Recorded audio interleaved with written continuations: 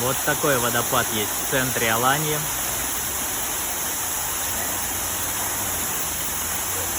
Он искусственный, но красивый очень.